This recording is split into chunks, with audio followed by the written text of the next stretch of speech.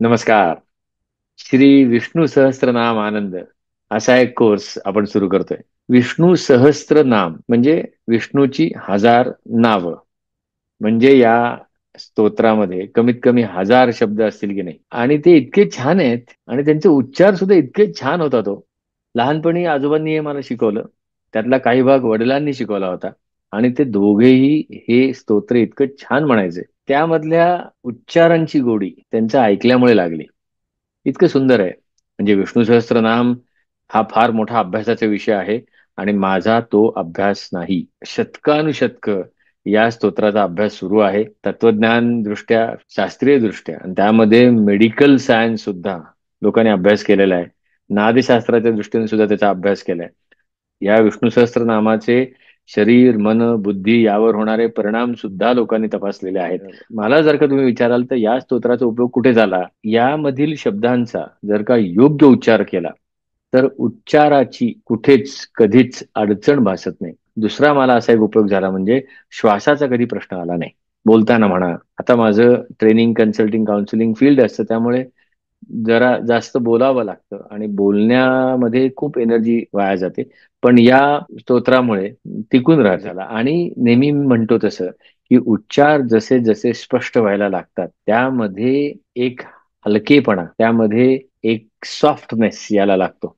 म्हणजे र स्पष्ट म्हटला तरी तो सॉफ्ट ज्यावेळेला व्हायला लागेल, त्यावेळेला उच्चारही स्पष्ट होईल आणि आवाजही छान होतो.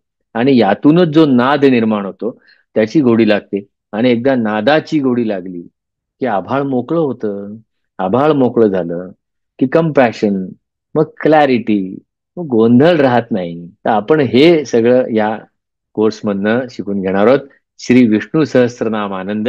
आणि अर्थातच हे म्हणत असताना आपलं ठरलंय, गमती जमती शिवाय काहीच करायचं नाही. त्यामुळे एखाद दुसऱ्या शब्दाचं व्युत्पत्ती, की हा शब्द निर्माण कसा झाला, या शब्दाचा अर्थ काय आहे, अजून काही गमती जमतीदार काही गोष्टी आहेत का, किंवा हा शब्द अजून कुठल्या आपल्याला माहित असलेल्या स्तोत्रांमध्ये म्हणा, अथर्वशीर्ष किंवा भगवद्गीता याच्यामध्ये कुठे येतोय का, अशा 2-3 गोष्टी आपण पाहणार आहोत. रोज साधारण 3 श्लोक आपण शिकणार आहोत. आता हा कोर्स सुरू कधी होणार आहे, आठवड्यातले किती दिवस असणार आहे, त्याची वेळ काय असणार आहे, आणि त्या दिवशी तो किती वेळ असणार आहे, हे सगळ्या गोष्टी आता समोर तुमच्या इमेज दिसते बघा, त्यात दिसत. शेजारी त्या इमेजमध्ये QR कोड आहे. तो QR कोड ज्यावेळेला स्कॅन कराल त्यावेळेला तुम्हाला एका फॉर्मवर घेऊन जाण्यात येईल. त्या फॉर्म मध्ये तुम्ही तुमची नाव, फोन नंबर, आणि जर का फी द्यायची असेल तर तिथे तुम्ही देऊ शकता. यावेळचा कोर्स 26 मे 2025 म्हणजे सोमवारी सुरू होणार आहे. सोमवार, बुधवार रात्री 9 ते 9:40 प्लस 5 मिनिटं बफर, अशी 45 मिनिटं आपण भेटणार आहोत. विष्णू सहस्त्रनामामध्ये एकूण 108 श्लोक आहेत. आठवड्याला साधारणतः 6 ते 8 असे श्लोक आपण घेणार आहोत. आता गंमत सांगत होतो ना, आता हा एक श्लोक बघा. आता पोटफोडा आपण किती वेळा म्हणतो दिवसभरात? नाही म्हणत, पण हा बघा, या श्लोकामध्ये पहिल्या ओळीमध्ये फक्त आहे. इष्टो विशिष्ट शिष्टेष्ट शिखंडी न हुशो वृषः. पण तो जसा आहे तसं म्हटलं की काही ना काहीतरी उपयोग होणारच की नाही. आपण आपलं शब्दोच्चाराकडे लक्ष देऊ आणि तो नादही छान निर्माण होतो. आता अजून एक अक्षर बघा, ज्ञ. किती वेळा म्हणतो आपण दिवसभरात ज्ञ? नाही म्हणत. भूर्भुवस्वस्तरुस्तारस्य पिता प्रपितामहः यज्ञो यज्ञपतिर्यज्वा यज्ञांगो यज्ञवाहनः. किती वेळा आला बघा. यज्ञभृद यज्ञकृद यज्ञे यज्ञभुग यज्ञ साधनः यज्ञांतकृत यज्ञ गुह्यम अन्नमन्नाद एव च. आणि काही गमती जमती सुद्धा आहेत. आता विरुद्धार्थी शब्दांच्या जोड्या बघा कशा आहेत. अणुर्बृहत कृशस्थाणुर्गुणभरून निर्गुणो महान. अणू पण आहे, बृहत पण आहे, छोटं पण आहे, मोठं पण आहे, कृश पण आहे, स्थाणू पण आहे, लुगडा पण आहे, जाडा पण आहे, गृणभरून निर्गुण, सगुण आहे, निर्गुण आहे.